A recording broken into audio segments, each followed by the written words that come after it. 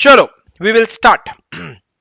Sir, we just studied section 7. What was section 7? Incorporation of a company. तो sir section 1 और 2 हमने पढ़ा था. 1 preliminary था, 2 definition था. 3 4 5 6 कहां गए? या अचानक से 7 कहां से आ गया? 3 4 5 6 कहां गए? मैं बताता हूं 3 कहां गया. 3 है आपका फॉर्मेशन ऑफ अ कंपनी. सबसे पहले कंपनी क्या होता है? फॉर्म. तो फॉर्मेशन ऑफ कंपनी के बारे में बात करें. एकदम बेसिक चीज है. क्या लिखा है देखो. अ कंपनी में be formed for any lawful purpose.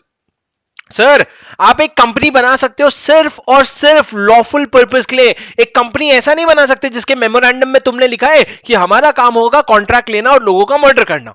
अरे ये लीगली अलाउड नहीं है. तुम कंपनी जो बनाओगे सिर्फ और सिर्फ लॉफुल पर्पस के लिए बना सकते हो. और उसमें कितने पर्सन होंगे? पब्लिक कंपनी है तो कम से कम 7 मेंबर्स होंगे. प्राइवेट कंपनी है तो कम से कम 2 मेंबर्स होंगे. और अगर 1 पर्सन कंपनी है तो 1 पर्सन होगा. दैट इज टू से अ प्राइवेट कंपनी. अगर 1 पर्सन कंपनी एक प्राइवेट कंपनी होता है, उसमें 1 पर्सन होगा जो क्या बनेंगे सर? वो मेंबर्स बनेंगे by subscribing to the memorandum and complying with the requirement of this act. वो आपके मेमोरेंडम से सब्सक्राइब करेंगे. अब मेरी बात सुनो सर, आपको मैं कुछ दिखाना चाहता हूं. ये आपका मुआ हुआ है. ये आपका मेमोरेंडम ऑफ एसोसिएशन और आर्टिकल ऑफ एसोसिएशन है. किसका? ये उस कंपनी का नाम है जो सबका चहीता है, Reliance industries limited. Reliance industries limited का सर्टिफाइड ट्रू कॉपी है ये आर्टिकल ऑफ एसोसिएशन और मेमोरेंडम ऑफ एसोसिएशन. सर एक बात बताओ, मेमोरेंडम होता क्या है? मेमोरेंडम एक डॉक्यूमेंट है जिसको आप ओरिजिनली मेमोरेंडम के नाम से बनाते हो. उसके बाद जब भी अपडेट होता रहता है ना, हर साल हर 2 साल में जब भी कोई चेंजेस आप करते रहते हो तो वो अपडेटेड मेमोरेंडम बनता है. क्या मतलब है सर? जैसे मैं आपको बताता हूं, रिलायंस ने जब अपना मेमोरेंडम बनाया था तो मेमोरेंडम में एक क्लॉज आता है ऑब्जेक्ट क्लॉज. ऑब्जेक्ट क्लॉज में क्या डालना होता है सर? एक क्लॉज आता है ऑब्जेक्ट क्लॉज, जहां पे एक क्लॉज आता है ऑब्जेक्ट क्लॉज. इस ऑब्जेक्ट क्लॉज में आप क्या लिखते हो सर? ऑब्जेक्ट क्लॉज में आप कंपनी का सारा काम लिखते हो कि कंपनी क्या क्या क्या क्या करेगी.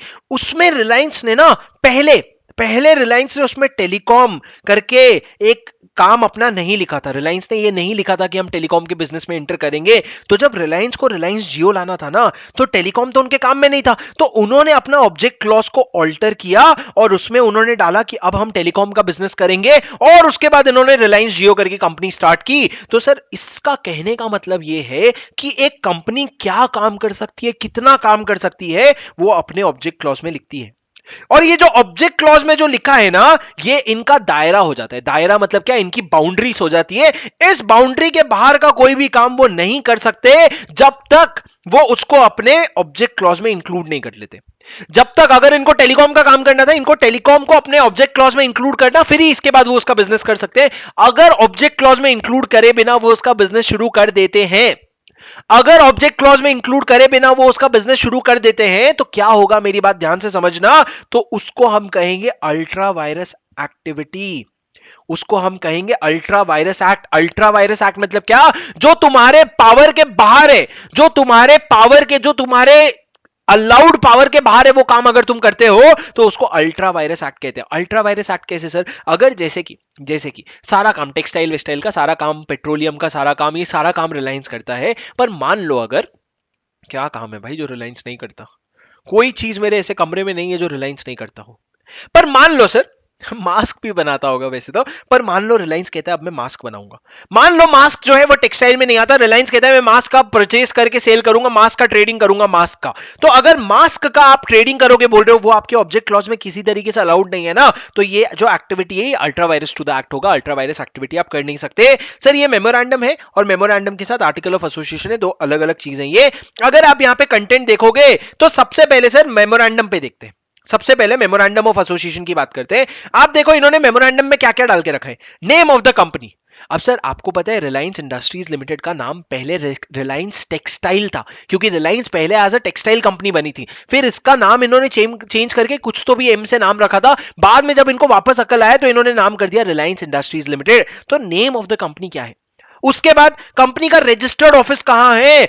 ये जो कंपनी थी ना पहले बेंगलुरु में रजिस्टर्ड थी, जो पहले बैंगलोर हुआ करता था बाय द वे, कर्नाटक में रजिस्टर्ड थी. उसके बाद इन्होंने अपने आप को चेंज करवा करके महाराष्ट्र रजिस्टर करवा लिया. तो कंपनी का रजिस्टर्ड ऑफिस आज के डेट में कहां है? आज की डेट में महाराष्ट्र है. उसके बाद sir main objects of the company. Company का सबसे मेन ऑब्जेक्ट क्या है? और उसके बाद द ऑब्जेक्ट्स इंसिडेंटल और ancillary to the attainment of the main object. Sir जैसे कि अगर मेरा ऑब्जेक्ट है कपड़े बना के बेचना, कपड़े बना के बेचना, तो कपड़े बना के बेचने के लिए मेरा एक और भी तो काम होगा ना, कि मैं मशीन खरीदूंगा, कि मैं रॉ मटेरियल खरीदूंगा। ये सारे क्या है, ये सारे एंसिलरी एक्टिविटीज हैं। और ये एंसिलरी एक्टिविटीज में क्यों कर रहा हूं, ताकि जो मेरा मेन ऑब्जेक्ट है जो है कपड़ा बना के बेचना, वो मैं अटेन कर पाऊं। तो क्या लिखा है सर, पहले तो इन्होंने लिखा है मेन ऑब्जेक्ट्स। सर ये चीजें मैं आपको टाइम पास नहीं करा रहा हूं, मेरे पास टाइम पास करवाने के लिए टाइम ही नहीं दिया है तुम लोगों ने। मैं ये चीजें क्यों रीड करवा रहा हूं, क्योंकि यही लैंग्वेज, यही वर्ड्स आपके मेमोरेंडम के क्लॉज में लिखे हैं और यही आपको एग्जाम में लिख के आने हैं। तो कम से कम प्रैक्टिकली देखोगे तो तुमको वो दिमाग में वर्ड्स चले जाएंगे, तो वो आपके नेचुरल वर्ड्स लग जाएंगे, आपको लगेगा ही नहीं रट्टा मार रहा हूं। Are you getting my point? चश्मे नहीं बनाता प्रशांत, अच्छा मैंने देखा नहीं आपका मैसेज, चश्मे नहीं बनाता।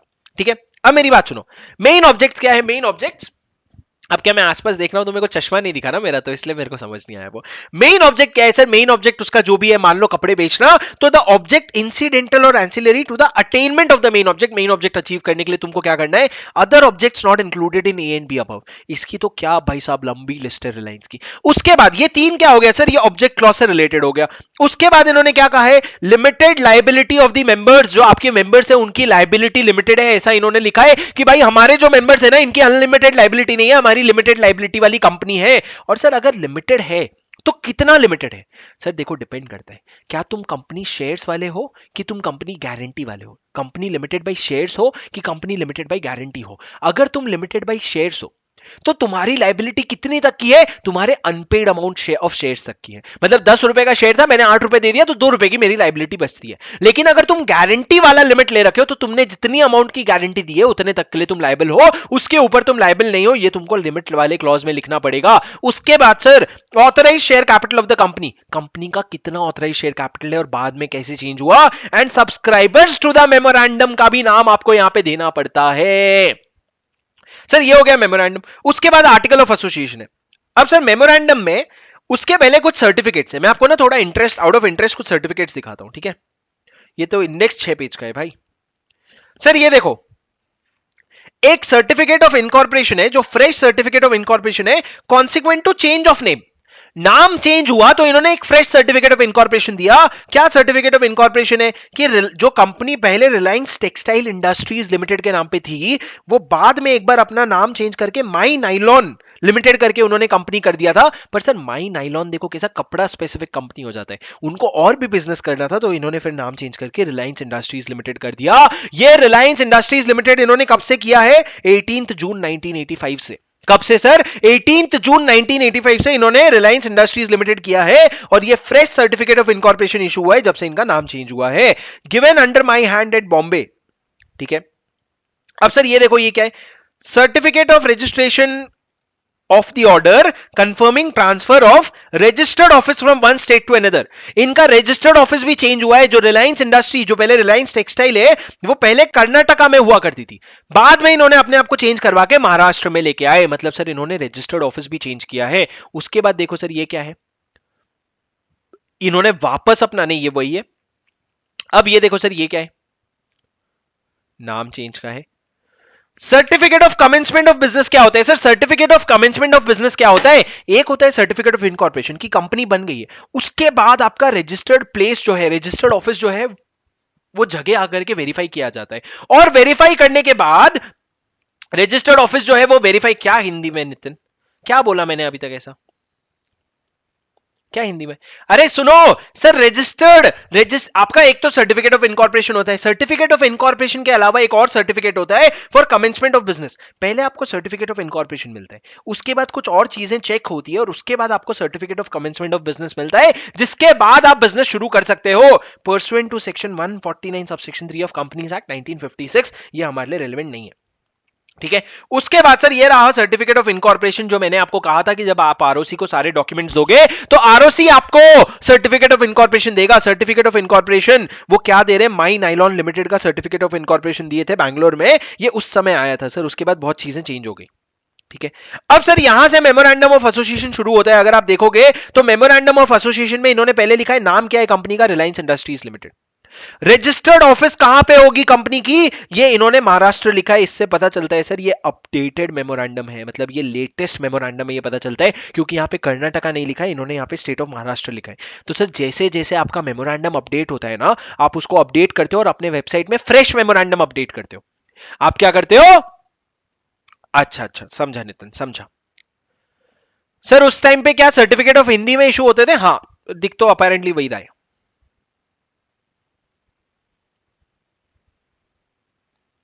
मुक्ता वो मैं आपको पढ़ाऊंगा, वो मैं आपको पढ़ाऊंगा, उसका टेंशन मत लो।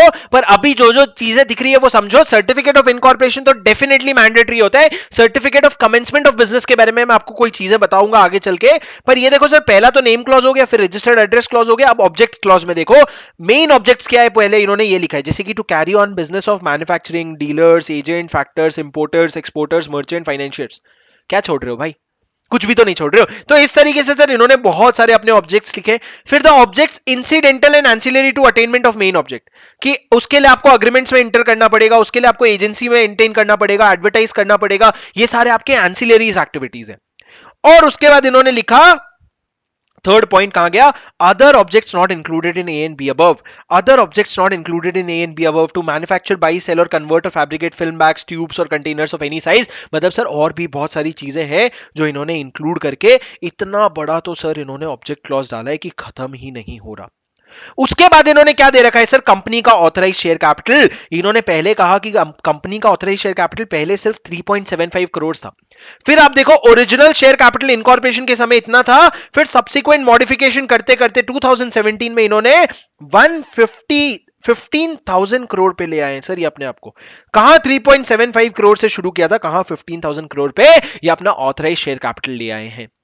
ये आपका ऑथराइज शेयर कैपिटल है। उसके बाद सर ये important person, we the several persons whose name and address are subscribed below are desirous of being formed into a company in pursuance of this memorandum, and we respectively agree to take the number of shares in the capital of the company set opposite to our respective names। मतलब sir यहां पे इन्होंने बोला ये नाम है subscriber का, ये एड्रेस और डिस्क्रिप्शन है, और उसके बाजू में जो नंबर ऑफ इक्विटी शेयर्स लिखा है इतना हम ले लेंगे कंपनी का, जब तुम हमको क्या दोगे, जब तुम हमको कंपनी बना के दोगे। तो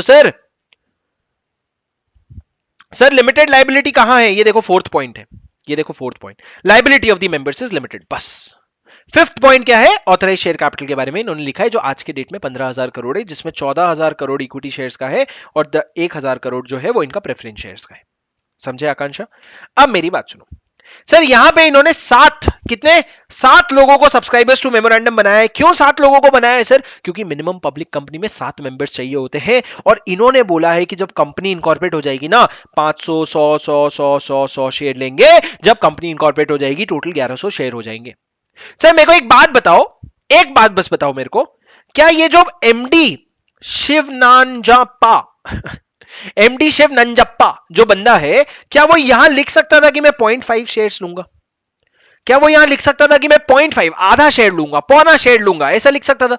could he have written that we will take 0.5 shares? No boss, if you are taking shares you will have to take 1 share at least of the company, at least एक शेयर लोगे आप, उससे कम नहीं ले सकते। फ्रैक्शनल शेयर्स इंडिया में issue नहीं होते। अरे बाबा कह रहे हैं लिमिटेड बाई शेयर्स और लिमिटेड बाई गारंटी मेंशन नहीं है बेटा। इस कंपनी का जब ऑथराइज शेयर कैपिटल है, और जब कंपनी का इन्होंने ऑथराइज शेयर कैपिटल में इन्होंने लोगों ने इन्वेस्ट किया है कैपिटल, तो it is obviously a company which is limited by shares ना। तो it is obviously a company which is limited by shares, तो आपको वो लिखने की जरूरत नहीं है, वो बहुत ऑब्वियस है। पर मैं आपको कुछ चीजें बताऊंगा लिमिटेड बाई शेयर्स में, आपको थोड़ी चीजें और डिस्क्लोज करनी पड़ती है, बट शायद उस समय जब इन्होंने बनाया होगा तब रेलेवेंट नहीं होगा, अभी आया होगा हमारा नया नया ज्ञान। तो सर इस तरीके से आप देखो सब्सक्राइबर्स टू मेमोरेंडम में ना कि तुमको अंबानी फैमिली नहीं दिखेगी। शिव नंजप्पा, सतीश चंद्रन, रमेश, रामदास, पुतराज, इस तरह के लोग हैं सर। इसमें कोई उस समय अंबानी नहीं थे, क्योंकि ये सब्सक्राइबर्स टू मेमोरेंडम थे, इन्होंने सब्सक्राइबर्स टू मेमोरेंडम बने। अब अमित मेंबर मर गया तो वो कंपनी का जो बेसिक्स था जो हमने फाउंडेशन में पढ़ा था उस पर घुसना पड़ेगा, अभी हमारे लिए रेलेवेंट नहीं है। सर सब्सक्राइबर कोई कंपनी हो सकती है क्या? सर मुक्ता ने पूछा सब्सक्राइबर टू मेमोरेंडम जो है वो कंपनी हो सकती है क्या? बिल्कुल हो सकती है सर। क्यों? क्योंकि सब्सक्राइबर आगे चल के क्या बनता है, शेयर होल्डर। क्या एक कंपनी शेयर होल्डर बन सकती है? बिल्कुल कंपनी शेयर होल्डर बन सकती है। तो एक सब्सक्राइबर टू मेमोरेंडम जो है वो कंपनी भी हो सकती है। पर सर हमारे फाइनल लेवल पे एक सवाल आता है, क्या डायरेक्टर्स जो होते हैं, जो कंपनी में बोर्ड ऑफ डायरेक्टर्स में लोग बैठते हैं, उसमें क्या कंपनी आकर के डायरेक्टर बन के बैठ सकती है? तो लॉ कहते हैं नहीं, डायरेक्टर जो है वो हमेशा सिर्फ एक इंडिविजुअल हो सकता है, लेकिन subscribers to memorandum, shareholders, ये सारे लोग क्या होते हैं, ये लोग कंपनी भी हो सकते हैं।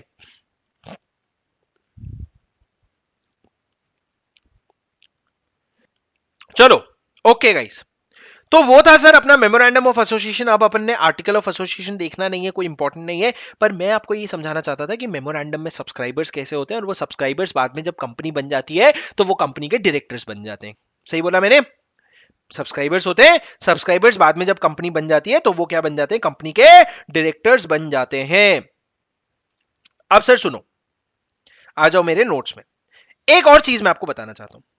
अब सर मेमोरेंडम में मैंने आपको जितना अभी तक मेमोरेंडम के बारे में बताया, मेमोरेंडम के बारे में मैंने अभी तक आपको कौन कौन से क्लॉजेस बताए? मेमोरेंडम में क्लॉज आता है name clause, registered office clause, object clause, liability clause, authorise share capital clause, और बस सब्सक्राइबर्स टू मेमोरेंडम का नाम आ जाता है, और कुछ नहीं आता है।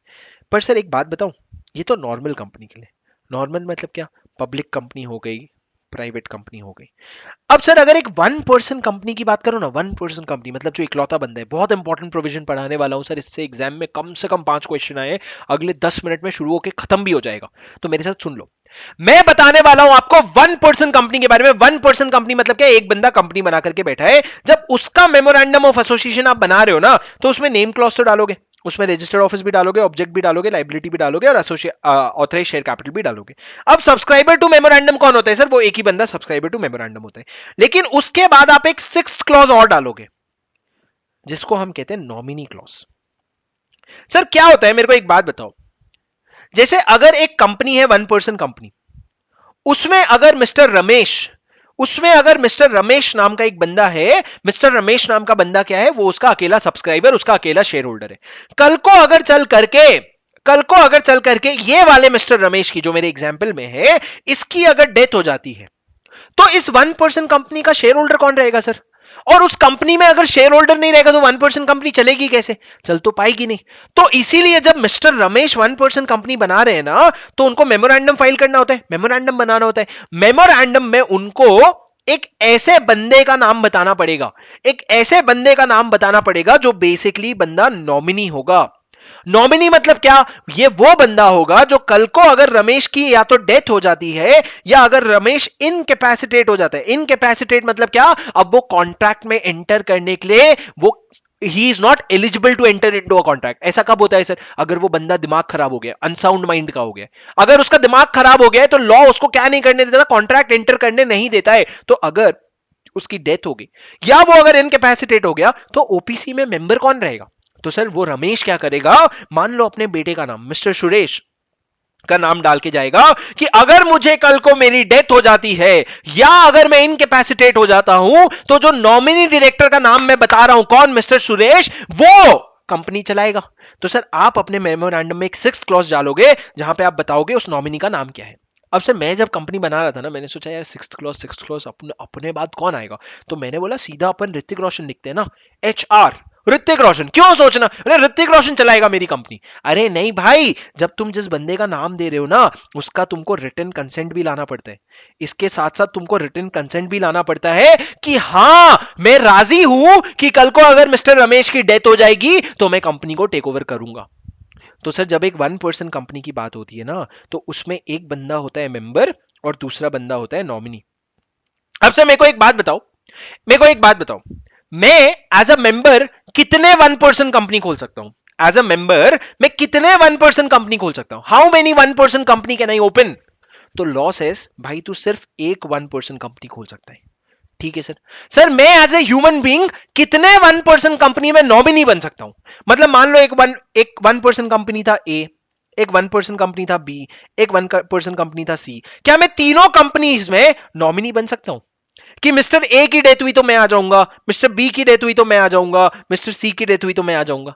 नहीं सर, आप नॉमिनी भी सिर्फ एक ही जगह बन सकते हो। क्यों? क्योंकि भाई नॉमिनी मतलब क्या, कल को किसी की डेथ होगी तो तू जाकर के मेंबर बन जाएगा। अब तो हर जगह अचानक से अगर ए बी सी तीनों की डेथ हो गई तो तू तीनों जगह मेंबर तो बन नहीं सकता। तो जब प्रैक्टिकली पॉसिबल ही नहीं है तो तेरे को नॉमिनी भी क्यों बनना। कहने का तात्पर्य समझो छात्रों, कहने का तात्पर्य समझो। कहना हम ये चाहते हैं कि तुम एक ही 1% कंपनी में मेंबर बनना, तुम एक ही 1% कंपनी में नॉमिनी बनना, उससे ज्यादा 1% कंपनी में तुम इंटरेस्ट मत रखना। ठीक है सर, समझ गए। अब एक बात बताओ सर, एक छोटी सी तकलीफ है। एक 1% कंपनी था ए, एक 1% कंपनी था बी। ठीक है, ए में मेंबर कौन है? Mister A. और इसमें नॉमिनी कौन है? Mister X. बी में मेंबर कौन है? Mister B. और बी में नॉमिनी कौन है? Mister A. Sir mister A OPC में मेंबर है और बी ओपीसी में नॉमिनी है। क्या मिस्टर ए ऐसा कर सकता है? बताओ मेरे को, क्या मिस्टर ए ऐसा कर सकता है कि एक मिस्टर ए जो है ए ओपीसी में मेंबर है और दूसरे ओपीसी में वो क्या है, वो नॉमिनी है? क्या ऐसा कर सकता है? बिल्कुल जी हां, बिल्कुल कर सकता है, बिल्कुल हां कर सकता है। क्या सर मिस्टर ए दो 1% कंपनी में मेंबर हो सकते हैं? क्या मिस्टर ए यहां पे भी और यहां पे भी मेंबर हो सकता है? नहीं sir, as a human being आप सिर्फ एक ही कंपनी में, एक ही 1% कंपनी में मेंबर हो सकते हो। अब हुआ क्या सर, स्थिति क्या हुई समझना। यहां पे क्या हुआ, मिस्टर बी की हो गई डेथ, मिस्टर बी की हो गई डेथ। मिस्टर बी की जैसे ही डेथ हुई, ये नॉमिनी शेयर होल्डर जो है ये मेंबर बन गया। ये जो नॉमिनी वाला बंदा था ये मेंबर बन गया। उसके वजह से क्या हुआ, मिस्टर ए यहां पे भी मेंबर बन गया, मिस्टर बी यहां पे भी, मिस्टर ए यहां पे भी मेंबर बन गया। सर आप समझ रहे हो हुआ क्या? नॉमिनी मतलब क्या होता है कि अगर जो मेन मेंबर है उसकी डेथ हो जाए या वो इनकैपेसिटेट हो जाए तो उसके बदले में कौन टेक ओवर करेगा कंपनी को। तो यहां पे मिस्टर ए के बदले, मिस्टर ए जो है यहां पे ए ओपीसी में पहले से ही मेंबर था, बी ओपीसी में वो नॉमिनी था। अब मिस्टर बी की डेथ होने की वजह से वो क्या बन गया, वहां पे भी मेंबर बन गया। तो अब क्या करेगा सर मिस्टर ए, क्या वो दोनों जगह कंटिन्यू कर सकता है? क्योंकि सिचुएशन की रिक्वायरमेंट थी, मैं उसने जानबूझ के थोड़ी कुछ किया, ये तो सिचुएशन की रिक्वायरमेंट थी। क्या वो दोनों जगह कंटिन्यू कर सकते हैं? Sir the answer is no. पर सर जिस दिन ये इवेंट हुआ ना, जिस दिन ये इवेंट हुआ ना, जब मिस्टर बी की डेथ हुई, उस दिन से लेकर के 180 डेज का टाइम दिया जाएगा। 180 डेज का टाइम दिया जाएगा किसको? 180 डेज का टाइम दिया जाएगा मिस्टर ए को ये वाली चीज ठीक करने के लिए। ठीक करने के लिए मतलब क्या, वो को दोनों में से कोई एक कंपनी में डिसाइड करेगा कि मैं यहां पे मेंबर रहूंगा और दूसरे कंपनी में जो मेंबरशिप है वो किसी और को ट्रांसफर कर देगा। ये चीज उसको कितने दिन के अंदर करनी होगी सर? ये चीज उसको 180 डेज के अंदर करनी होगी। He cannot continue as a member, but sir only for 180 days, correct? So 180 days तक तुम रह लो क्योंकि तुमको सिचुएशन ठीक करनी होगी। तो उसके बाद मिस्टर बी की जब डेथ हुई उसके 180 दिन के अंदर अंदर तुम रह लो और उसके 180 दिन के अंदर अंदर डिसाइड करके तुम डिसाइड कर लो कौन सी कंपनी में तुम कंटिन्यू करोगे और कौन सी कंपनी में तुम नॉमिनी अपॉइंट करोगे। अब सर सुनो, एक कंपनी में ना, एक 1% कंपनी में, एक 1% कंपनी में दो लोग होते हैं, जैसा मैंने कहा, एक होता है मेंबर, एक होता है नॉमिनी। अब ये जो मेंबर और नॉमिनी दोनों है ना, ये मेंबर और नॉमिनी जो है ना दोनों, ध्यान से सुनना, ध्यान से सुनना मैं क्या बोल रहा हूं। ये जो मेंबर और नॉमिनी है ना, ये दोनों ना नेचुरल पर्सन होने चाहिए। सर नेचुरल पर्सन मतलब क्या? Opposite of artificial person. Sir artificial person मतलब क्या? कंपनी। आप कंपनी नहीं होने चाहिए, आप नेचुरल पर्सन मतलब सर ह्यूमन बीइंग होने चाहिए। आप नेचुरल पर्सन होने चाहिए और साथ साथ में आपका इंडियन सिटीजन होना जरूरी है। आप इंडियन सिटीजन होने चाहिए। अगर आप नेचुरल पर्सन है और आप इंडियन सिटीजन है तभी आप मेंबर बन सकते हैं या आप नॉमिनी बन सकते हैं। सर एक बात बताओ, मैं इंडियन सिटीजन तो हूं पर मैं यूएस में रिसाइड करता हूं। मैं इंडियन सिटीजन हूं पर मैं रेसिडेंट यहां का नहीं हूं, मैं यूएस में रहता हूं, तो क्या चलेगा? मैं इंडियन सिटीजन हूं पर इंडिया में रहता नहीं हूं मैं। अरे बिल्कुल चलेगा, तुम कहां रहते हो उससे हमको फर्क नहीं पड़ता। क्या तुम इंडियन सिटीजन हो? हाँ। तो आप क्या करोगे? आप फिर नेचुरल पर्सन और इंडियन सिटीजन हो तो आप मेंबर बन सकते हो। सर एक सवाल पूछूंगा, उसका जवाब तुम गलत दोगे, ध्यान से सुन लो। सर दो ही कंडीशन है, नेचुरल पर्सन हो और इंडियन सिटीजन हो। रेसिडेंट कहां के उससे फर्क ही नहीं पड़ता, रेसिडेंट हो कि नहीं हो उससे फर्क ही नहीं पड़ता, नेचुरल पर्सन और इंडियन सिटीजन। सर अब मेरे को एक बात बताओ, मेरे को अपन को एक बात बताओ ना, अपन को एक बात बताओ, नेचुरल पर्सन और इंडियन सिटीजन कहा मैंने? इंडियन सिटीजन है वो बाहर रहता है उससे फर्क नहीं पड़ता। सर अगर यूएस का सिटीजन है, यूएस का सिटीजन है और अगर वो इंडिया में रिसाइड करता है, इंडिया में रहता है और पिछले 50 साल से इंडिया में है सर, इंडिया में बाहर गया ही नहीं है उसके पास यूएस का सिटीजनशिप, लेकिन वो इंडिया में ही रहता है, तो तब भी क्या वो मेंबर या नॉमिनी बन सकता है? Can he become a member or nominee because he is resident for the past 50 years? He is a natural person. He is a resident for the past 50 years. The answer is no, sir. Indian citizen होना जरूरी है. जैसे कि sir अगर मैं आपसे पूछूं कि अक्षय कुमार जो है क्या वो अपना 1% कंपनी खोल सकता है? अक्षय कुमार जो है इंडिया में जो नेचुरल पर्सन है वो घूमने बहुत जाता है बाहर. अक्षय कुमार जो है वो घूमने बहुत जाता है बाहर. क्या वो ओपीसी खोल सकता है? सर वो आधे से ज्यादा साल के इंडिया के बाहर रहता है. क्या वो 1% कंपनी खोल सकता है? सर जो लोग यस कह रहे हैं आपकी कोई गलती नहीं है, आपको पता होना चाहिए, नहीं भी पता होगा तो आज पता चल गया. अक्षय कुमार जो है वो कनाडा का सिटीजन है, वो इंडिया का सिटीजन नहीं है. ही is not a citizen of India, he is a Canada का सिटीजन, और इंडिया का सिटीजन नहीं है तो उसको 1% कंपनी खोलने नहीं मिलेगा. सर एक बात बताओ ना, क्या अक्षय कुमार कनाडा का और इंडिया का दोनों का सिटीजनशिप नहीं ले सकता? क्या अक्षय कुमार कनाडा का और इंडिया का दोनों का सिटीजनशिप नहीं ले सकता? सर हमारा जो संविधान है, the constitution of India doesn't allow you to have dual citizenship. If you are an Indian citizen you can not take dual citizenship. There are very rare exceptions. If I am not wrong, Sonia Gandhi is an exception, but there are very rare exceptions. पर उसके अलावा अगर आप Indian citizen हो तो आप बाहर का कहीं सिटीजनशिप नहीं ले सकते. आप या तो सिर्फ इंडिया के रहोगे या इंडिया के बाहर के रहोगे, इंडिया के साथ किसी और के नहीं हो सकते. तो सर अक्षय कुमार जो है उनके पास कनाडा का सिटीजनशिप है तो वो 1% कंपनी नहीं बना सकते. It's only possible in few countries, may be Mukta, I don't exactly remember, but आपको नेचुरल पर्सन और इंडियन सिटीजन होना जरूरी है. आप रेसिडेंट हो कि नहीं उससे कोई फर्क नहीं पड़ता. रेसिडेंट हो कि नहीं उससे कोई फर्क नहीं पड़ता. रेसिडेंट और not doesn't matter.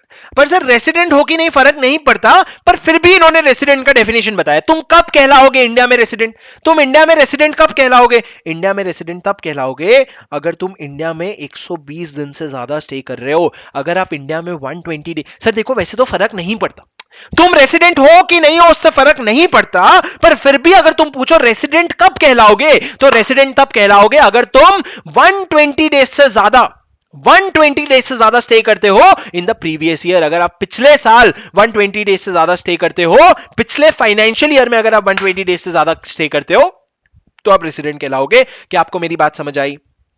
Yes sir. तो मैंने आपको क्या क्या पॉइंट बताया? मैंने आपको सबसे पहला ये पॉइंट बताया कि जब मेमोरेंडम बनाते हो तो मेमोरेंडम में आपको एक नॉमिनी बंदे का नाम देना होता है. सर लॉ ने वर्ड यूज किया ही नहीं है, नॉमिनी वर्ड यूज किया ही नहीं है. लॉ ने ये बोला कि जो ओरिजिनल मेंबर है अगर वो डेथ हो जाती है उसकी, या वो कॉन्ट्रैक्ट करने के लिए इनकैपेसिटेट हो जाता है, तो वो एक बंदे का नाम देगा जो उसके बिहाफ में क्या बनेगा, वो उसके बिहाफ में मेंबर बन जाएगा जब उसकी डेथ हो जाएगी. तो सर एक बात बताओ मेरे को, कितने बात बताएं सर आपको? तभी से बात बता ही रहे. आप हमको पढ़ाने आए हो कि हम आपको पढ़ाने आए हैं? एक बात बताओ, हद है. सुनो ना सर, मेरे को एक बात बताओ. रमेश ने एक 1% कंपनी खोली और रमेश ने 1% कंपनी में नॉमिनी में नाम अपने बेस्ट फ्रेंड का दिया. नॉमिनी में अपने बेस्ट फ्रेंड का नाम दिया सुरेश. अब हुआ क्या सर, रमेश ने अपने बेस्ट फ्रेंड का नाम दिया सुरेश क्या किया ना, सुरेश रमेश को बताए बिना बैंकॉक घूमने चला गया. अकेले बिना बताए सुरेश अपने बाकी दोस्तों को लेकर के रमेश को लिए बिना बैंकॉक घूमने चला गया. तो उस दिन रमेश को समझ आया कि भाई ये इंसान दिखता है दोस्त लेकिन ये है नहीं अपना. ये दिखता है दोस्त, ये है नहीं अपना, ये पराया है, इसके साथ अपने को काम करना ही नहीं है. पर प्रॉब्लम ये हो गई कि 1% कंपनी में अब इसने नॉमिनी तो बना दिया है इसको, तो अब क्या करेगा सर? सांप है, सांप सही में 1 नंबर का सांप है. तो अब क्या करेगा सर? अब रमेश के पास एक ऑप्शन है, पता है? तुम देखो कितना फॉर्मल ऑप्शन है. रमेश क्या करेगा, 1% कंपनी को एक नोटिस देगा और नोटिस देके बोलेगा कि अब से मैं सुरेश को हटा रहा हूं, सांप है वो, और मैं शुभम को अपॉइंट कर रहा हूं कि शुभम अपना नॉमिनी डायरेक्टर रहेगा. मतलब कितना फॉर्मल प्रोसेस है सर. देखो आप एक नोटिस दे रहे हो कंपनी को और कंपनी को इंटिमेट कर रहे हो कि कंपनी तू ना हमारा जो नॉमिनी डायरेक्टर है ना उसको हम जो नॉमिनी बंदा है ना उसको हम चेंज कर रहे हैं. साथ साथ में सर आपको ये चीज ना आरओसी को भी इंटिमेट करनी पड़ेगी. क्यों आरओसी को बोलना पड़ेगा? अरे शुरू में तुमने आरओसी को मेमोरेंडम भेजा था, मेमोरेंडम में नाम था उस बंदे का. अब तुम वो बंदे का नाम चेंज कर रहे हो तो तुमको रजिस्ट्रार ऑफ कंपनीज को तो बताना पड़ेगा ना. हाँ सर बताना पड़ेगा. अब मेरे को एक छोटी सी चीज बताओ सर, ये मेरा ना मेमोरेंडम ऑफ एसोसिएशन है. ये मेरा मेमोरेंडम ऑफ एसोसिएशन है। एक बहुत अच्छा पॉइंट बताने वाला हूं, सुन लो। अगर मेरा यहां पे name, registered office, object, liability, authorise share capital और नॉमिनी, ये सारे लिस्ट है। अब सर अगर मेरा नेम, एक देखो ये होता है मेमोरेंडम, अगर आप मेमोरेंडम में कोई भी चीज, अगर आप मेमोरेंडम में कोई भी चीज ऑल्टर करना चाहते हो ना, तो एक ऑल्टरेशन ऑफ मेमोरेंडम करके प्रोविजन है, आगे चल के हम पढ़ेंगे, जो कहता है कि अगर आप मेमोरेंडम में कोई भी चीज चेंज कर रहे हो ना, तो आपको अपने शेयर होल्डर्स का, आपको अपने शेयर होल्डर्स का, शेयर होल्डर्स मतलब क्या, जिन्होंने कंपनी में पैसा लगाया है, शेयर होल्डर का आपको अप्रूवल लेना पड़ेगा। और सर ऐसा नहीं है एक दो शेयर होल्डर मान गए तो, आपको अपने 75% शेयर होल्डर का अप्रूवल लेना पड़ेगा। ऐसा कुछ तो भी कहता है कि ऑल्टर अगर कर रहे हो मेमोरेंडम में कोई भी चीज, नेम हो गया, रजिस्टर्ड ऑफिस, तो आपको क्या करना पड़ेगा, अप्रूवल लेना पड़ेगा। लेकिन सर मेरे को एक बात बताओ, इसमें एक क्लॉज है नॉमिनी, उसमें नाम लिखा था सुरेश का, अगर मैं सुरेश का नाम उठा करके शुभम लिख रहा हूं तो क्या करना पड़ेगा सर मेरे को, सर ये मेमोरेंडम में लिखा हुआ है सुरेश का नाम, अब अगर मैं सुरेश का नाम हटा के अगर शुभम का नाम डाल रहा हूं तो मेरे को क्या करना पड़ेगा, सर मेरे को कुछ भी नहीं करना पड़ेगा। लॉ ये कहता है कि अगर तुम नॉमिनी का नाम चेंज कर रहे हो ना, तो उसको ऑल्टरेशन नहीं माना जाता है, उसको ऑल्टरेशन ऑफ मेमोरेंडम नहीं माना जाता है। आपको कुछ भी ऑल्टरेशन का प्रोसेस नहीं करना पड़ेगा, आप बस नाम चेंज करना चाहते हो ना, तो आप एक काम करो, कंपनी को इंटीमेट कर दो, कंपनी को इंटीमेट कर दो, और सिमिलरली आरओसी को इंटीमेट कर दो, बस। और तुमको कोई ऑल्टरेशन ऑफ मेमोरेंडम का काम नहीं करना पड़ेगा। Point is sir, if you are changing the name of the person who will become the member, in case if you become ineligible to contract या फिर डेथ हो जाती है, तो that change will not be considered as change of memorandum, उसको memorandum का change नहीं माना जाएगा। आप बिंदास करो, बस कंपनी को इंटीमेट कर देना और आरओसी को इंटीमेट कर देना। सर अभी इसी केस में एक बात समझो कि मान लो सुरेश नहीं गया था, मान लो सुरेश बैंकॉक नहीं गया था, सुरेश नॉमिनी बन के बैठा था, लेकिन रमेश चला गया बैंकॉक, तो अब सांप कौन हो गया, अब रमेश सांप हो गया। तो सुरेश बोल रहे जा, मेरे को तेरी कंपनी में नॉमिनी बनने का ही नहीं है। तो सर क्या क्या आप अपना नाम विड्रॉ कर सकते हो, बिल्कुल। आप जो हो सुरेश, आप ना कंपनी को एक नोटिस दे करके आप अपना नाम विड्रॉ भी कर सकते हो कि जा भाई मेरे को नहीं बनना, मेरे को नहीं कंटिन्यू करना ऐसा नॉमिनी। मतलब सर सारा ऑप्शन है, हम आपको विड्रॉ भी करने देंगे, हम आपको निकाल भी सकते हैं, सारा का सारा ऑप्शन है sir. Sir Y didn't you include capital clause, यार मुक्ता मुद्दे की बात समझो ना, बच्चे थोड़ी हो, मुद्दे की बात समझो ना। मेरे को ये पॉइंट समझाना था ना आपको कि मैं इसका कंप्लीटनेस देख रहा था, मेरे को आपको ये पॉइंट समझाना है ना, तो मेरे को ये लिखना जरूरी था कि ये यहां पे क्या लिख रहा हूं वो इंपॉर्टेंट है। समझो तो सही क्या करने की कोशिश कर रहा हूं मैं। चलो सर, चलो चलो चलो चलो चलो,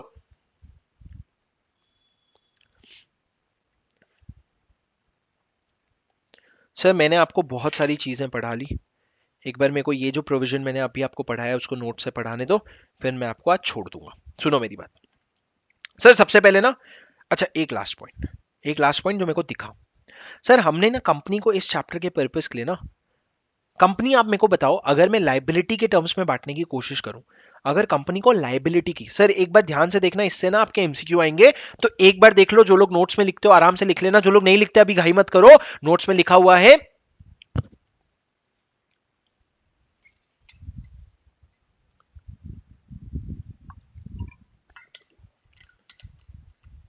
सुनो ना, और मैंने लिखा भी हुआ है वहां पे ऑथराइज शेयर कैपिटल, मैंने देखा भी नहीं, वहां पे लिखा भी है मैंने ऑथराइज शेयर कैपिटल। सुनो सुनो, मैं क्या बोल रहा हूं, सुनो ना सर, अब मैं आपको ना बहुत इंपॉर्टेंट चीज बताने वाला हूं जिससे आपको एमसीक्यू आएंगे। आज ही मैं आपको टेलीग्राम चैनल पे एमसीक्यू डालूंगा, लोगों में, आप दोस्तों में आपको बता दूं, टेलीग्राम चैनल पे मैं रोज एमसीक्यू डाल रहा हूं। बाद में जो रिकॉर्डेड वाले देख रहे हो तुम, मेरा टेलीग्राम चैनल ज्वाइन करके, कहां से मिलेगा सर टेलीग्राम चैनल का लिंक, आपको कहीं ना कहीं से तो मिल ही जाएगा, व्हाट्सएप से पूछ लो, कहीं से भी पूछ लो, उस टेलीग्राम चैनल के लिंक पे मैं रोज एमसीक्यूज डाल रहा हूँ, और वो रोज एमसीक्यूज आप ही के कॉन्सेप्ट से रिलेटेड होता है, वो मैं क्वेश्चन बनाता ही नहीं जो आपको पता नहीं है, तो मैं आज ही के क्लास के बेसिस पे क्वेश्चन बनाऊंगा, और वो एमसीक्यूज आपके लिए होते हैं, 3 एमसीक्यू होते हैं दिन के सिर्फ, वो 3 में से 3 सही जाने चाहिए, तब आप ये समझ लेना क्लास ढंग से हुई है। 3 में से एक भी गलत हो जाता है ना, आपका काम दुगना हो जाता है कि क्लास के 3 घंटे के बाद आपको 2 घंटे और डालने, ठीक है। तो प्लीज वो क्वेश्चन जो है सॉल्व कर लेना। एक लास्ट आपको एमसीक्यू का अभी से एडवांस में आपको पेपर लीक कर दे रहा हूं, क्या पूछने वाला हूं आंसर के साथ बता रहा हूं, मेरी बात सुनो सर। कंपनी को ना मैं डिवाइड करना चाहता हूं लाइबिलिटी के बेसिस पे, कि कंपनी के मेंबर्स की क्या लाइबिलिटी है उसके बेसिस पे डिवाइड करो, तो 3 ब्रॉड डिवीजन आते हैं। सबसे पहले तो 2 ब्रॉड डिवीजन आते हैं, एक तो कंपनी जिसकी लिमिटेड लाइबिलिटी है, एक तो कंपनी जिसकी अनलिमिटेड लाइबिलिटी है। अनलिमिटेड लाइबिलिटी मतलब क्या, मेंबर्स के पर्सनल असेट्स बेच करके पैसे निकालेंगे अगर कंपनी को जरूरत पड़ गई तो। और लिमिटेड लाइबिलिटी मतलब क्या, लिमिटेड टू सर्टेन एक्सटेंट। अब लिमिटेड में दो तरह का हो सकता है सर, लिमिटेड बाय शेयर्स हो सकता है और लिमिटेड बाय गारंटी हो सकता है। यहां तक तो कल मैंने आपको समझाया था। लिमिटेड बाय शेयर्स मतलब क्या, जो आपका पेड अप शेयर कैपिटल है उसमें जो अनपेड अमाउंट है, जो आपके कॉल्ड कैपिटल में जो अनपेड अमाउंट है उतनी आपकी लाइबिलिटी है। और गारंटी मतलब क्या, आपने जितना बोला है, आपने जितनी गारंटी दी है उतनी आपकी लाइबिलिटी है। अब सर जब गारंटी की बात करें ना तो वापस से दो पार्ट में स्प्लिट होता है। अ कंपनी, ये मैं आपको डिटेल में कल समझाऊंगा, अभी के लिए एक बार ऊपर ऊपर से ही समझ लो। Company limited by guarantee without share capital भी होता है और विद शेयर कैपिटल भी होता है। सर क्या बात कर रहे हो सर, ये क्या कचरा कर दिया आपने, गारंटी में तो बात यही थी ना कि शेयर कैपिटल नहीं होता है। अरे रुको जरा, भाई आया है बता के जाएगा, टेंशन काहे ले रहे हो। गारंटी में दो तरह की गारंटी होती है, एक विदाउट शेयर कैपिटल और एक विद शेयर कैपिटल। और अनलिमिटेड में भी दो पार्ट होते हैं, विदाउट शेयर कैपिटल और विद शेयर कैपिटल। तो सर टोटल कितने तरह के कंपनी हो गए, टोटल 5 तरह की कंपनी हो गए। देखना कौन कौन से। A company with limited liability limited by shares, तो इसको मैं मार्क करूंगा 1। दूसरा हो गया company limited by guarantee without share capital, company limited by guarantee with share capital, unlimited company without share capital and unlimited company with share capital. ठीक है, ये 5 तरह के कंपनी हो गए सर। अब सर मैं आपको बताऊं, मेमोरेंडम ऑफ एसोसिएशन और आर्टिकल ऑफ एसोसिएशन जो होता है ना, उसका ना एक फॉर्मेट होता है, मेमोरेंडम का और आर्टिकल का फॉर्मेट होता है। सर ये फॉर्मेट कहां है, मैंने आपको बोला था कंपनीज एक्ट के एंड में ना, कंपनीज एक्ट के एंड में 7 शेड्यूल दिए हुए हैं, 7 शेड्यूल्स। उसमें जो शेड्यूल 1 है ना, शेड्यूल 1, उसमें 10 अलग अलग फॉर्मेट दिए हुए हैं मेमोरेंडम के और आर्टिकल्स के। मतलब सर क्या, 10 फॉर्मेट है। पहला 5 फॉर्मेट जो है मेमोरेंडम का है, और उसके बाद का जो 5 फॉर्मेट है वो आर्टिकल का है, आर्टिकल ऑफ एसोसिएशन का। तो सर 5 अलग अलग फॉर्मेट क्यों है, उसको हम कहते हैं tables. Correct correct correct, tables.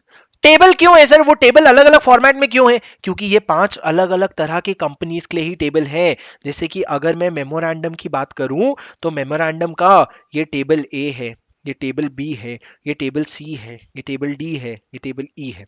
मतलब क्या, टेबल ए उन कंपनीज के लिए है जो कंपनी लिमिटेड बाय शेयर्स है, टेबल बी उन कंपनीज के लिए है जो लिमिटेड बाय गारंटी है लेकिन विदाउट शेयर कैपिटल है, टेबल सी किन के लिए, जो कंपनी लिमिटेड बाय गारंटी है लेकिन विद शेयर कैपिटल, डी और ई है। वैसे ही सर एओए का क्या है, सर एओए का कैसा है, सुनो ना, ई के बाद क्या आता है, एफ। लेकिन ध्यान से देखो दोस्त, F G H I J, sequence reverse हो गया, बीच बीच में रिवर्स हो गया। एच कहां पे आ गया, जी कहां पे आया, विद शेयर कैपिटल में, एच कहां पे आया, विदाउट शेयर कैपिटल में। एफ जी एच आई जे नहीं है, एफ एच जी जे आई है। सर इसीलिए तो मैंने आपको इतना प्यार से पढ़ाया ना, अगर इतना ही आसान होता तो मैं आप लोगों, तो मैं बोल देता फाउंडेशन में पढ़ के आए हो। मैंने इसीलिए करवाया ताकि आपको ये क्लास में और एग्जाम में जब एमसीक्यू में आ जाए गलती से तो आपको ध्यान रहे, और ये फाउंडेशन में भी ये गेम आपके साथ हुआ होना चाहिए। ये गेम में आप पहले हार चुके होने चाहिए, ये आपका हाईलाइट था जिसमें आप हारे। कायदे से असली मैच फाउंडेशन में हुआ होना चाहिए था, उस मैच में तो आप हार गए। ये हाईलाइट है जहां पे आपको हारना चाहिए था, ये जीतना चाहिए था, ये मेन मैच नहीं था, ये फाउंडेशन का कॉन्सेप्ट है। सर मेमोरेंडम और आर्टिकल, मेमोरेंडम और आर्टिकल का फॉर्मेट है, ये देखो। चलो जो चीजें हम देखते हैं ना वो हमको ज्यादा अच्छे से याद रहती है। ये देखो सर, ये आपका कंपनीज एक्ट है, इसमें अगर आप नीचे जाओगे ना तो देखो ये शेड्यूल है। ये देखो schedule 1, table A, table B, table C, table D, table E, फिर table F, table G, table H, table I, table J. अब अगर आप टेबल ए देखोगे तो इसमें ये क्या लिखता है ऊपर, जरा देखो, खुल जा सिमसिम,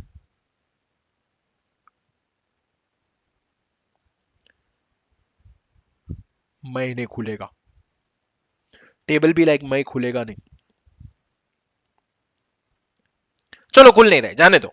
तो पॉइंट ये है सर, ये आपके टेबल से इस तरीके से आपको, इस तरीके से 5 कंपनी होती है। अब sir company limited by guarantee without share capital with share capital क्या होता है वो मैं डिटेल में कल आपको समझाऊंगा। लेकिन सर एक बार अपने नोट्स में से मैं आपको चीजें पढ़ाना चाहता हूं। इंट्रोडक्शन टू दिस चैप्टर में, a person who initiates promotion of a company is called as promoter.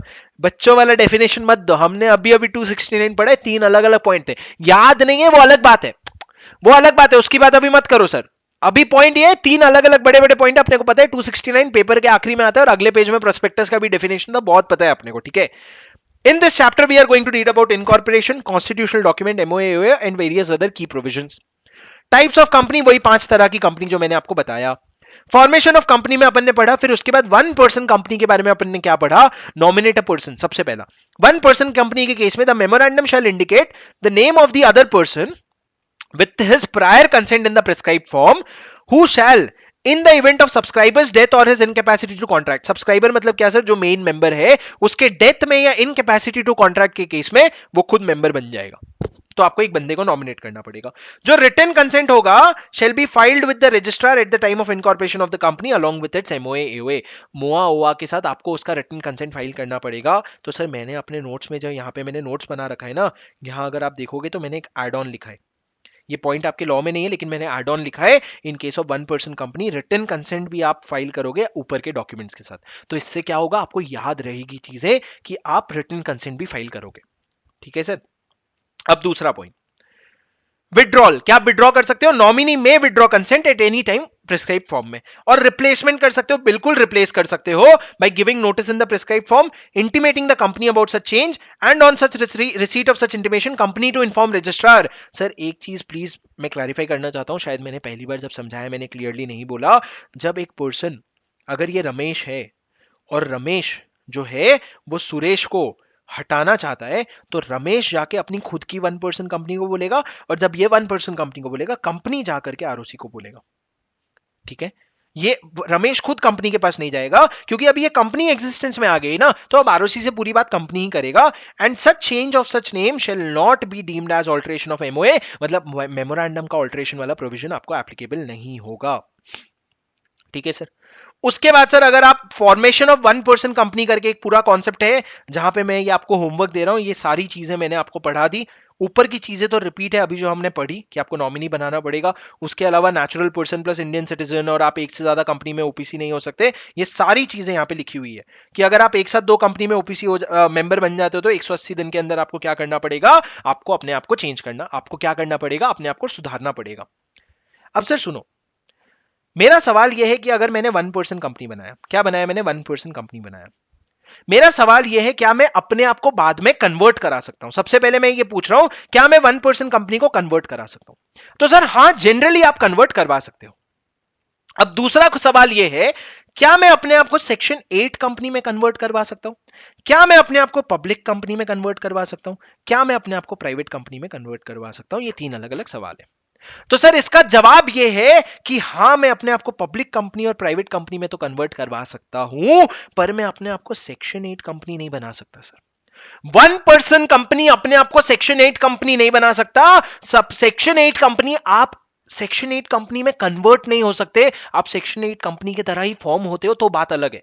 अगर आपको सेक्शन 8 कंपनी बनना है तो आप अपने आप को डिसॉल्व कर दो, डिसॉल्व मतलब क्या, आप अपने आप को बंद कर दो, वाइंड अप कर दो, और उसके बाद एक नया कंपनी बना लो सेक्शन 8 कंपनी, लेकिन इसी कंपनी को कन्वर्ट करने तो हम नहीं देंगे आपको। समझे सर। अब सर एक लास्ट इंपॉर्टेंट पॉइंट जो आपके लिए एमसीक्यूज के लिए इंपॉर्टेंट हो जाता है, जो आपका वन पर्सन कंपनी है ना, देखो दुनिया में जो धंधा करने का है कर, देख सबसे पहले तो लॉफुल पर्पस के लिए बनेगा तू, क्यों, क्योंकि कंपनी इनकॉर्पोरेट ही लॉफुल पर्पस के लिए होता है। लेकिन एक लीगल काम है जो हम आपको करने नहीं देंगे, एक लीगल काम है जो हम आपको करने नहीं देंगे, वो काम है नॉन बैंकिंग फाइनेंशियल इन्वेस्टमेंट। क्या काम बोला सर मैंने, non banking financial investment activities जो होता है, जैसे कि सिक्योरिटीज में इन्वेस्ट करना, सिक्योरिटीज में इन्वेस्ट करना। अभी मान लो मैंने अपनी एक कंपनी बनाई और उस कंपनी से मैं क्या कर रहा हूं, स्टॉक मार्केट में इन्वेस्ट कर रहा हूं, वो तू नहीं कर सकता भाई। क्यों, क्योंकि भाई स्टॉक कंपनी को ना स्टॉक मार्केट में इन्वेस्टमेंट का टैक्सेशन पूरा अलग लगता है। अगर तुमको ये परमिशन दे देना तो हर इंसान क्या करेगा, स्टॉक मार्केट में इन्वेस्ट करने के लिए एक वन पर्सन कंपनी बना लेगा। तो हमने बोला भाई तेरे को एक तो बैंकिंग एक्टिविटीज करने नहीं देंगे और फाइनेंशियल इन्वेस्टमेंट एक्टिविटीज तो और भी करने नहीं देंगे।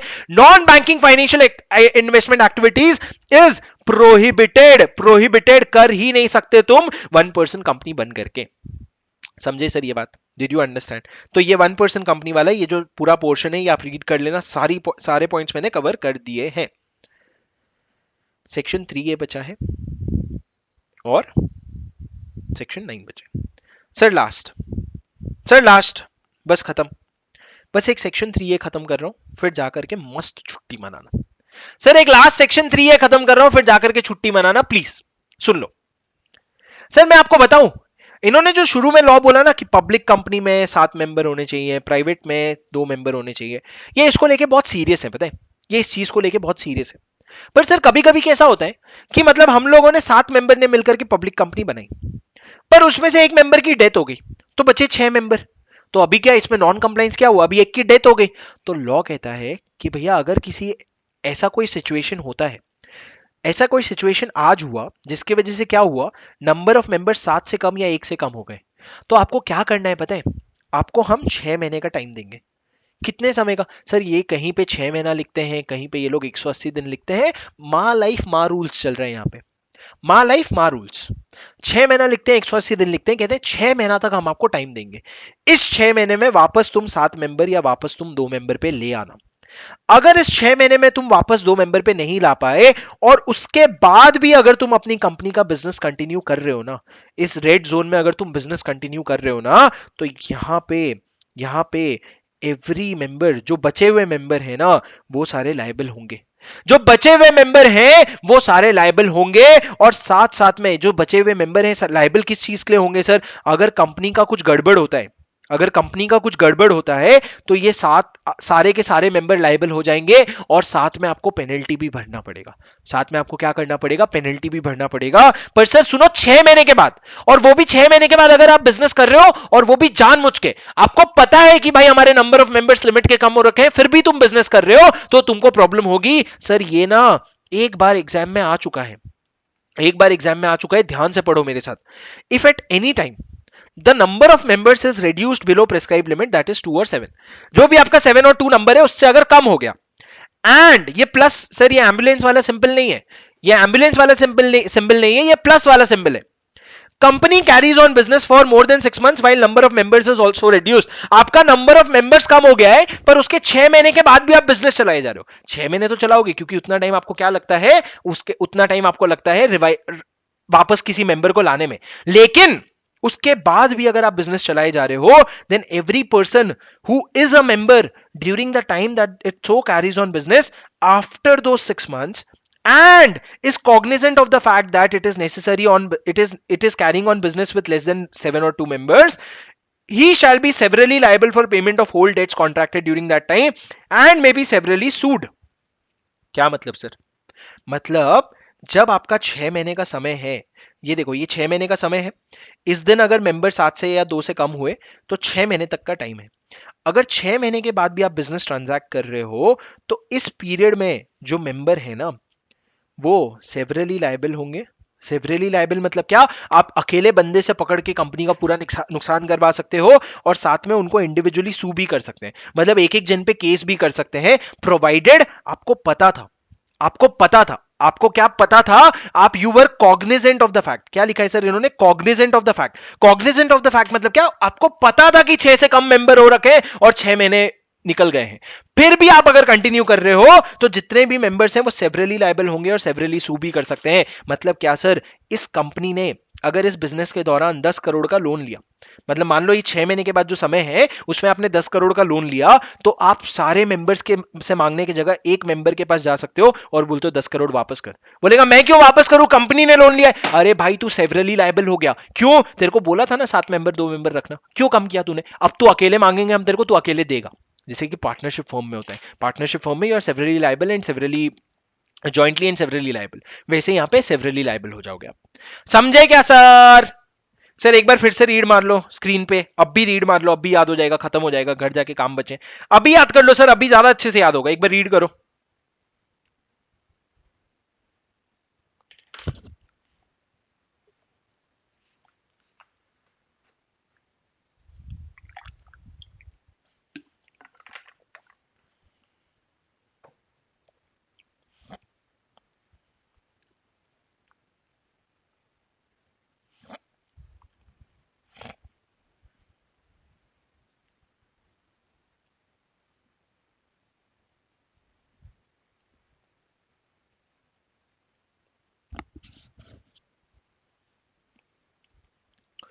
भूमिका पूछ रही है sir what is the difference between unlimited liability and severally liable. Unlimited liability मतलब क्या, हर मेंबर की अनलिमिटेड लाइबिलिटी हो जाती है। मतलब अगर मान लो कंपनी को 10 करोड़ चाहिए और 10 मेंबर है तो एक एक मेंबर की 1 करोड़ की लाइबिलिटी है। अगर 100 करोड़ है तो एक एक मेंबर की 10-10 करोड़ की लाइबिलिटी है। मतलब वो लाइबिलिटी सब में बटेगा।